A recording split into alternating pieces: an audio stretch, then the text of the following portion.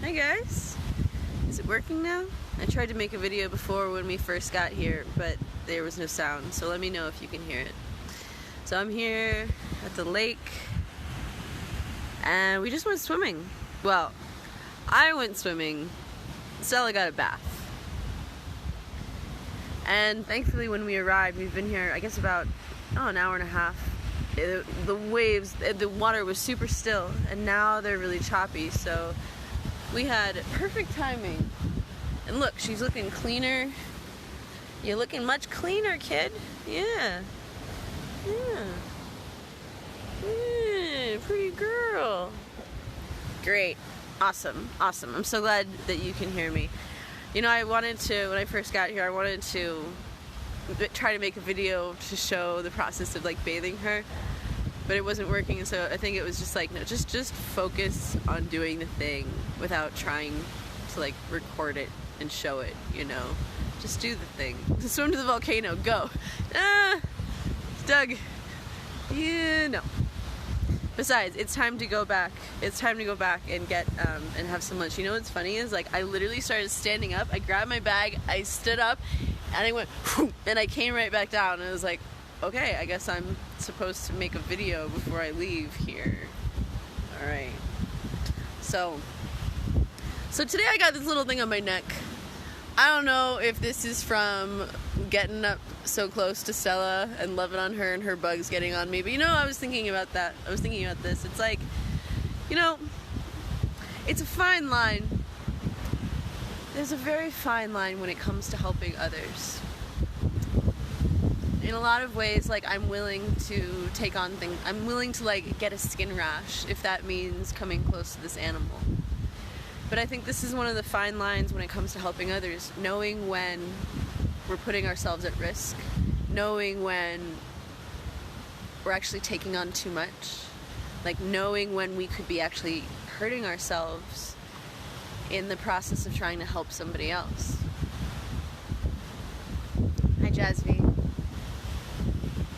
Joseph, the view makes you homesick. What's that? So I'm thinking about that. In fact, I talked to my coach today, Britt. She was an amazing woman. She actually runs a dog rescue, a pit bull rescue in Maine. And we were actually getting into the conversation about people who rescue others, like rescue animals, or people who work in healing, or people who work with helping others. They typically are very, like, energy sensitive. They typically, like, feel everything, which is why they end up, like, wanting to do this helping work. But there's this tendency a lot of times for people who want to help others to actually, like, get hurt in the process. So there's something called compassion fatigue. She knows a lot of people in the rescue industry who are just, like, drained and depleted and like failing adrenals, like broke, stressed out. And so I think it's really, she was talking about this idea of, like, it's really important to understand, like, you can't save everybody. Like, that's not the point. And even I was talking to Erin as I was leaving today, I was, like, talking about the cats. I was like, what do I do about the cats? You know, I've been feeding the cats, and I can't adopt the cats. I'm adopting Stella. That's already a big thing, but I can't take on the cats. And so I was asking him, and he was just like, you know, do what you can, like, do what feels right, but don't try to do everything. Don't try to be everything for everyone all at once. Hi, pretty girl. It was really cute. It was really cute when we went in the water, and I got my bathing suit, and I went in, I carried her with me, and we sat down gently in the water together, and she's like this, and it was like this very, like, calming exercise of facing something that was new together, and, like, giving her that support and helping her feel supported. Yeah, Lucy King, balance. Too nice is not good. Yeah, you know, and I was listening to I think it was the guy Jordan Peters. I don't know his name, but he was talking about how you know, this golden rule of, like, do unto others as you would have them do unto you.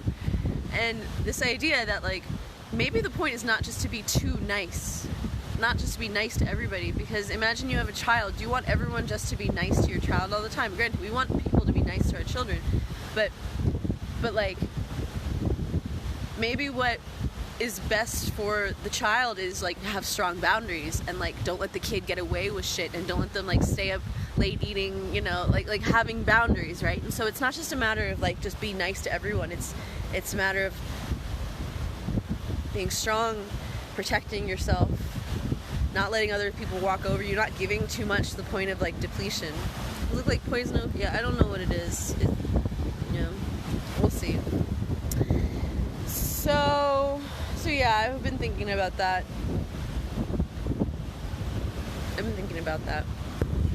This is one of my favorite trees. Yeah, Corinne, I think my best bet right now is just to talk to Julia, the girl who I'm renting the apartment from, and just tell her, just tell her tell her the situation, ask her if she'd be willing to feed the cats, and then maybe even offer to like buy the first couple bags of cat food, you know. She left me money to pay for the cleaning lady, but that felt weird because it's like my mess, so I should clean it. So I was thinking of taking that money that I didn't spend, that she left me, and just using it to buy cat food. It's a hickey. No, it's not a hickey, Lana. I wish it was a hickey. That'd be a lot more fun.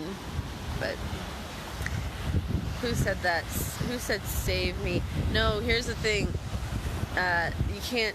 And then also the things like we have to first save ourselves. We have to first be strong in ourselves. Because here's also the thing. Here's you want to know the real challenge is a lot of times the way that we help others can come out of our own need to feel loved. So if we're helping others in order to like feel loved or look good or to get something for ourselves, that's not really like a pure helping. It's coming from like an egoic place. So really the first thing we have to do is like do our own work. No, JD, I'm paying the cleaning lady. I've paid the cleaning lady, but I'm paying her out of my money, not Julia's money. Of course, I'm not clean my house, but I'm not going to pay you. What do you think? It's silly. All right. I had my photo shoot here the other morning.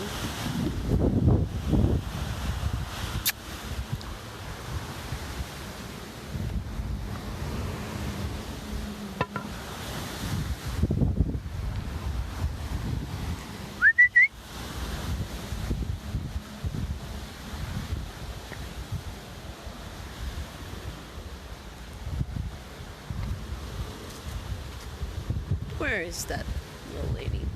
There she is. Come on. Hey. Come on. Let's go.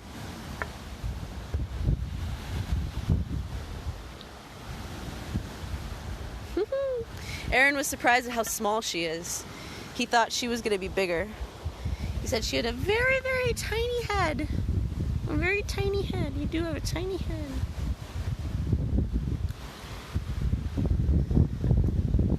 This is Secret Beach. Yeah, this is Secret Beach. Although it's not big of a secret.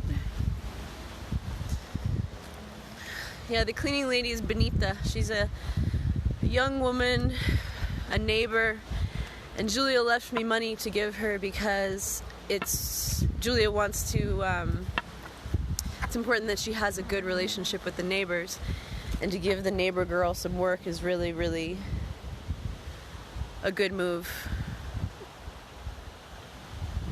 Yeah, she's really great. You are really great, sweet Stella.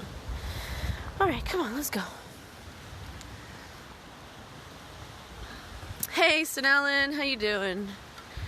Kelly, yeah, I saw you ordered a t-shirt. That's so exciting. So, Kelly, when you get your t-shirt from the website, which I'm so excited, if you make a social media post with wearing the t-shirt and put I'm with Erica, and I'll see it.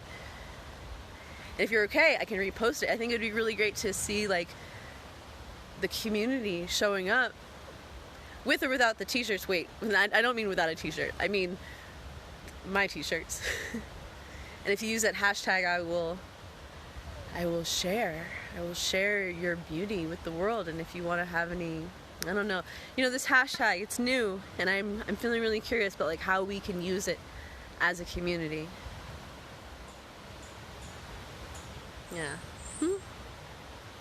So it's not so much here in the comments, which is really cool. Like I see Lisa wrote that. So the hashtag is when you make like a post. Like you can post a photo, you can post something on like Instagram or here on Facebook, and then when we click on that hashtag, we can see all the people who are using that hashtag. And so it's a way of building a community. It's a way to like see each other. Like you guys are seeing me, but I would love to see you. In fact, I was gonna do, I still want to do this post where we share selfies. Like I'm gonna put a selfie of myself out, and then you respond with your own selfie and let me see you, and maybe tell me a little bit about yourself. And not only are you telling me, but you're telling each other. And so it's our way of, it could be a way of building more of a sense of a community, you know? Yeah, I know, Kate, we talked about it. Yeah, no, I just today, this has just popped up. So I don't know if it's from getting closer to Stella and loving on her, and her bugs are getting on me, but I was saying also, it's like, you know, there's a fine line. Like I'm willing to get a skin rash to love on Stella. You know, Stella is not defined. Stella is not defined by her bugs. She's not defined by her diseases, if she has any. She's not defined by any of that, you know? Like she's like a lovable creature, and I can see past anything, and I'm willing to like endure something like this to hold her. So without a t-shirt, you're the breast. No, Lana, that's really funny. That's really, really great. You're the breast. Yeah, there's a t-shirt. I put out a t-shirt that says you're the breast. So I'm so excited to go back to the States and pick up my copies of those shirts, and then we can wear those shirts together. Yeah, she does look like she's getting... She does look like she's... And it's not a hickey, guys. It's not a hickey. I wish it was a hickey. It's not a hickey. Look, it's got like a little white bump. So when I go to San Pedro tomorrow for my surgery, yay, I'll also stop at the pharmacy, and I'll see if the pharmacist can get something for that. Wash your hand. I was actually just in the lake, so this is lake hair. So that's lake hair. Let me scroll to the bottom. All right, let's go. Thanks, Christy B. I really appreciate that offer for an Airbnb in Brooklyn, although I have no desire to go to New York. I used to live there.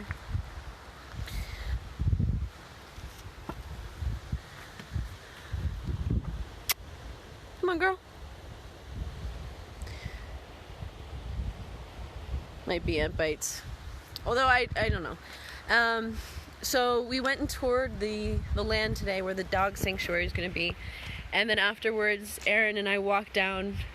It's been really great. He's such a good soul, such a good human being. And we walked down. I showed him where Stella normally hangs out when she's not at my place. And he agreed to come feed her when I'm gone. And he actually told me an interesting fact, that his dog, Scrappy, or Scabies, or Itchy, or whatever it was, which is named after Scabby, that's what it is. Scabby was named Scabby because when he got Scabby, she had mange, she had a lot of problems with her skin. She's fine now, but he was taking care of her, and then he had to leave, and he left for 2 months. And he had someone else take care of her while he was gone for 2 months. So I think it's actually kind of karmic that he's going to be helping me with Stella while I'm gone for a month and a half. Or I won't be able to properly adopt her for a month and a half. Junior, where can you buy my book? Well, if you go to my website, here I'll pop it, ericaderrickson.com, you can learn more about my book and all the different things I'm doing. Erickson.com. Oops. CKSON. You can also just go straight to Amazon and just search Erica Derrickson or Leaving America with Erica.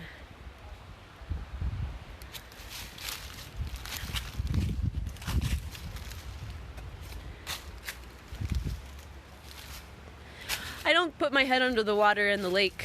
I just swim up to my neck. I know better than to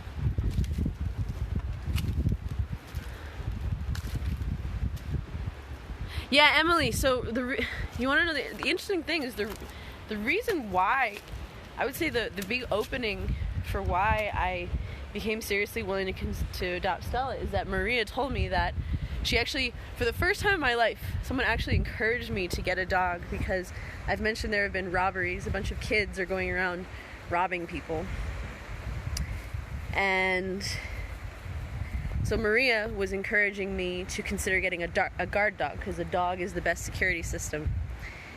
And it was funny, as soon as she said that, I remember we were in the car together, we were coming back from something, and as soon as she said that, it was like,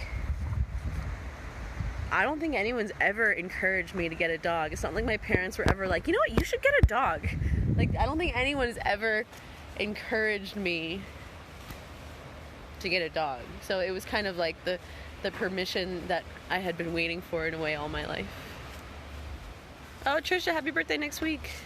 Is my book on Audible? Jessica, not yet. Not yet. Something for the future. Look at this amazing tree.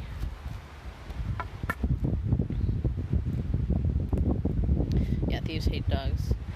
Well, Lisa, I know she's not gonna attack anybody, but the good thing is that she can bark, she can alert me. Actually, that she's already done a really great job. She can let me know if somebody's coming. If someone is in the yard making noise, she will bark at them, and people are typically, they're afraid of dogs because they don't know if the dog is going to attack or not. So she can set off the alarm, which feels good. So my surgery is to close the hole of my wisdom tooth, where the wisdom tooth has not properly healed. Oh, look, this is Izote. Chantal, I'm so glad you're enjoying it. You're reading the book. That's great. So here's the Izote. See? Not exactly a tree.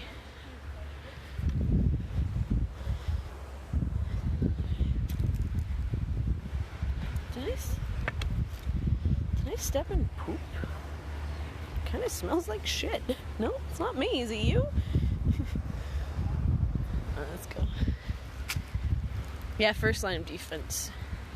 Yeah, exactly, Jane. The thieves don't know she won't attack, so if there is a dog barking, people are less likely to come inside. It's kind of just science.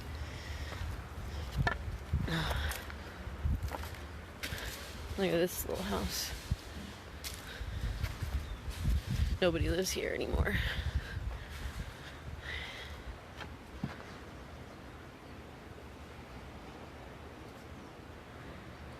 Yeah, she's already been pretty protective of me. Oh, Tasha, that's great. I hope my book helps you awaken the voice within your heart more so than ever before. That's really what it's there for. It has an energy of its own. Let me just say, that book has an energy of its own. It's like a baby that I birthed into the world. It's of me, but it has its own life force energy. So I hope it serves you well if you're reading it.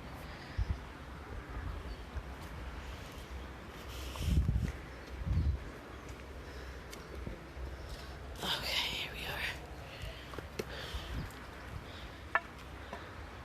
are. Oh, Jenny, thank you. Right back at you.